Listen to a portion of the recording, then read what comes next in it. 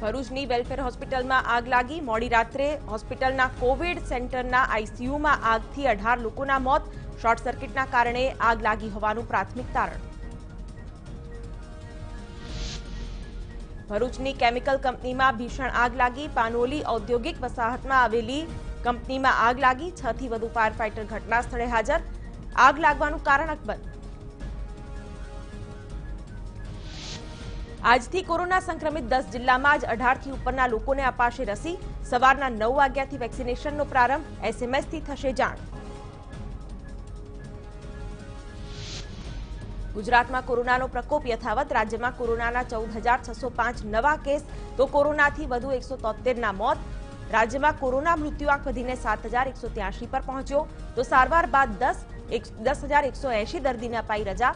હજુ સુધી કુલ 4,18,548 દર્દીને અપાઈ રજા। અમદાવાદમાં કોરોના બેફામ। અમદાવાદમાં કોરોનાના 5,439 નવા કેસ, જેમાં શહેરના 5,391 અને જિલ્લાના 48 દર્દી સામેલ તો કોરોનાથી વધુ 23ના મોત। જ્યારે સારવાર બાદ 2,968 દર્દીને અપાઈ રજા, જેમાં શહેરના 2,956 અને જિલ્લાના 12 દર્દી સામેલ।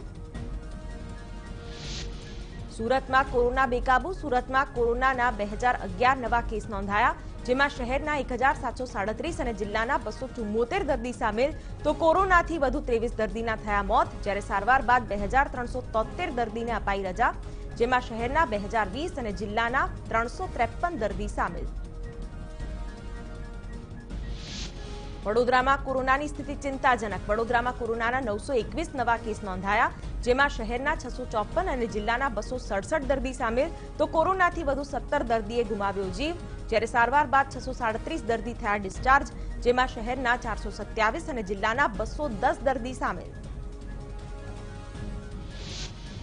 રાજકોટમાં કોરોનાનો પ્રકોપ। રાજકોટમાં નોંધાયા કોરોનાના 663 નવા કેસ, જેમાં શહેરના 621 અને જિલ્લાના 42 દર્દી સામેલ। કોરોનાથી વધુ 17ના મોત। સારવાર બાદ 736 સાજા થયા, જેમાં શહેરના 726 અને જિલ્લાના 10 દર્દી સામેલ। રાજ્યમાં રસીકરણને લઈને મુખ્યપ્રધાન વિજય રૂપાણીનું નિવેદન। આજથી રાજ્યમાં 18 થી મોટી ઉંમરના લોકોને રસી અપાશે। રાજ્યના સૌથી સંક્રમિત 10 જિલ્લામાં આજથી રસીકરણની શરૂઆત। જીએમઈઆરએસ હેઠળના ઇન્ટર્ન અને પીજી તબીબોનું સ્ટાઇપેન્ડ વધ્યું। સ્ટાઇપેન્ડમાં 40% વધારો કરાયો। 1 એપ્રિલથી અમલમાં આવશે। રાજ્યની કોર કમિટીની બેઠકમાં નિર્ણય। 6,401 તબીબોને મળશે લાભ।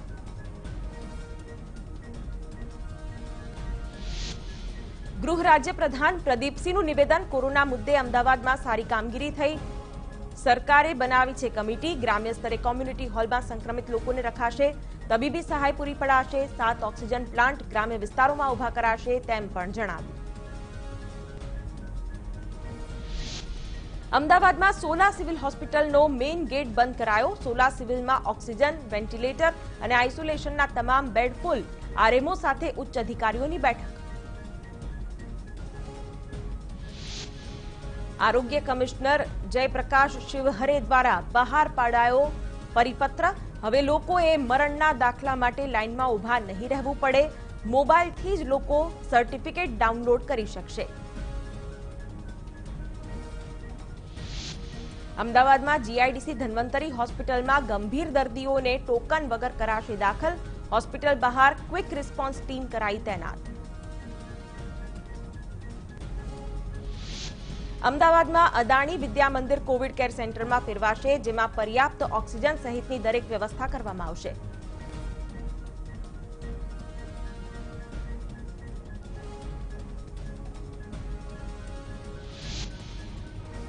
અમદાવાદમાં કોરોના રિપોર્ટને લઈને શહેરીજનોનો આક્ષેપ। એક દિવસમાં પોતાની બહેનના કરાવેલ 2 રિપોર્ટ અલગ અલગ આવ્યા।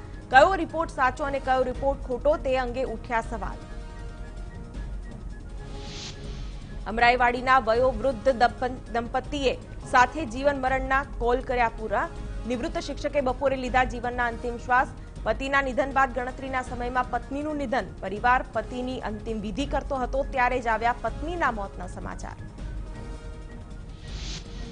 વિરમગામમાં વૃદ્ધનું કોરોનાથી મોત. કોરોના મહામારીના કારણે પરિવારના કોઈ સભ્ય કે મૃતકની અંતિમ વિધિ માટે આગળ ન આવ્યું. શહેરની ડિઝાસ્ટર ટીમ અને યુવાનોએ વૃદ્ધની અંતિમ વિધિ કરી. સુરતમાં સિવિલ હોસ્પિટલ અને સ્મીમેર હોસ્પિટલની મુશ્કેલીમાં વધારો થઈ શકે છે. 500 થી વધુ રેસિડેન્ટ ડોક્ટરો આજથી હડતાળ પર ઉતરશે. રેસિડેન્ટ ડોક્ટરોની પગાર વધારાની માંગ. સુરત જિલ્લા ભાજપ દ્વારા પ્રતિનિધિઓની બેઠક યોજાઈ. આજથી 15 દિવસ માટે ભાજપ દ્વારા મારું ગામ કોરોના મુક્ત ગામ અભિયાન અંતર્ગત બેઠક બોલાવાઈ, જેમાં ચૂંટાયેલા પ્રતિનિધિઓને પોતાના વિસ્તારમાં સતત કાર્યરત રહેવા કરાઈ અપીલ. રાજકોટમાં સમરસ કોવિડ હોસ્પિટલમાં થઈ રહી છે ભક્તિ. વૃદ્ધ દર્દી પાસે સમરસનો સ્ટાફ ગાઈ રહ્યા છે ભજન. દર્દીઓની સારવાર સાથે સત્સંગનો વિડીયો આવ્યો સામે. રાજકોટમાં ઓક્સિજનની જરૂર ન હોવા છતાં ડિમાન્ડ કરતી 14 હોસ્પિટલો સામે વહીવટીતંત્રની લાલ આંખ. 14 હોસ્પિટલોને ઓક્સિજન પૂરો પાડવામાં બાકાત કરી દેવામાં આવી. રાજકોટમાં લગ્ન સમારોહમાં કોરોનાની ગાઈડલાઈનનો ભંગ. જાણીતા ડોક્ટર કે રાવલના પુત્રનો લગ્ન સમારોહ. પોલીસે ડોક્ટર સહિત 3 લોકોની કરી ધરપકડ. નકલી રેમડેસિવિર ઇન્જેક્શનનો કેસ. નકલી ઇન્જેક્શન કેટલા લોકોને વેચ્યા હતા તેની તપાસ શરૂ કરાઈ. ક્રાઇમ બ્રાન્ચ નકલી ઇન્જેક્શનની કોઈને આડઅસર થઈ છે કે નહીં તેની પણ તપાસ કરશે. કોર્ટે 7 આરોપીને 4 દિવસના રિમાન્ડ આપ્યા. વડોદરાના પાદરામાં 10 મે સુધી લોકડાઉન. રાત્રિ દરમિયાન નાસ્તાની લારીઓ અને હોટેલોને 2 કલાક માટે પાર્સલ સુવિધાની છૂટ આપવાનું નક્કી કરાયું. સાબરકાંઠામાં હિંમતનગર સિવિલ બહાર કોરોના દર્દીઓના વાહનોની લાઈન. સિવિલ બહાર 20 જેટલી 108માં દર્દીઓ સારવાર માટે લાઈનમાં. અધિકારીઓ દર્દીના પરિવારજનોને નથી આપી રહ્યા કોઈ જવાબ. બનાસકાંઠામાં જિલ્લા પંચાયત આરોગ્ય વિભાગ પાસે રેપિડ કીટ જાહેરમાં મળી આવી. એક તરફ રેપિડ કીટની અછત અને બીજી તરફ જાહેરમાં કીટ દેખાતા અનેક સવાલો ઉભા થયા છે. બનાસકાંઠા જિલ્લામાં સામૂહિક આરોગ્ય કેન્દ્રને કોવિડ કેર સેન્ટરોમાં ફેરવવામાં આવ્યા. સામૂહિક આરોગ્ય કેન્દ્રમાં જ કોરોના પોઝિટિવ દર્દીઓને સારવાર મળી રહેશે. Mahesana Dudhsagar dairy oxygen plant સ્થાપશે. જિલ્લાની હોસ્પિટલોને ઓક્સિજનની કરશે મદદ. ચેરમેન અશોક ચૌધરી દ્વારા અપાયો ઓર્ડર. પ્લાન્ટ કાર્યરત થતા લાગશે 20 દિવસ. મહેસાણાના વિસનગર માર્કેટયાર્ડમાં આગામી 5 મે સુધી હરાજીનું કામકાજ બંધ રહેશે. વધતા જતા કોરોનાના સંક્રમણને કારણે લેવાયો નિર્ણય. ભરૂચમાં કોરોના સામે અસરકારક મનાતી મિથિલિન બ્લુ લેવા લોકોની લાંબી કતાર. ભરૂચમાં એક જ દિવસમાં 3000 બોટલ વિતરણ થયું. જૂનાગઢના બાટવા પોલીસ સ્ટેશનમાં એએસઆઈ કિરણ કેલૈયાનું કોરોનાથી મોત. અંતિમ વિધિ પહેલા પોલીસ જવાનો દ્વારા ગાર્ડ ઓફ ઓનર અપાયું. એસપી સહિતના પોલીસ અધિકારીઓ ઉપસ્થિત. સંખેડાના સનોલીના વૃદ્ધનો ગયો જીવ. શ્વાસમાં તકલીફ છતાં તબીબી સારવારના અભાવે રસ્તામાં જ તોડ્યો જીવ. 108ને ફોન કરવા છતાં નહોતી મળી સેવા. રિક્ષામાં હોસ્પિટલ લઈ જતી વખતે થયું મોત. જામનગરમાં રિલાયન્સ ઇન્ડસ્ટ્રીઝ 1000 બેડ ક્ષમતા સાથેની કોવિડ હોસ્પિટલ ઊભી કરશે.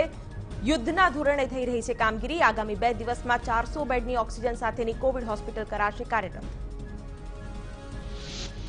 તાપીના વ્યારામાં મેડિકલ એસોસિએશન અને ચેરિટેબલ ટ્રસ્ટના સહયોગથી બનાવાયું કોવિડ આઇસોલેશન સેન્ટર. વ્યારા ખાતે 20 બેડનું કોવિડ આઇસોલેશન સેન્ટર ઊભું કરાયું છે. મહામારીના સમયમાં નવસારી ખાતે ભાજપ દ્વારા નમો કોવિડ કેર સેન્ટર શરૂ કરવામાં આવ્યું. આ કોવિડ સેન્ટરમાં ઓક્સિજનની સુવિધા સાથે 100 બેડની વ્યવસ્થા. કચ્છમાં રાજ્યપ્રધાન વાસણ આહિરની ઉપસ્થિતિમાં બેઠક. ભુજ કલેક્ટર કચેરી ખાતે યોજાઈ બેઠક. ઓક્સિજનની અછત સહિતની વ્યવસ્થા અંગે ચર્ચા. કચ્છના મુન્દ્રામાં 150 બેડની કોવિડ હોસ્પિટલ શરૂ કરવા સ્થાનિકોનો ચક્કાજામ. અદાણી દ્વારા હોસ્પિટલ શરૂ કરવામાં આવે તેવી માંગ સાથે વિરોધ.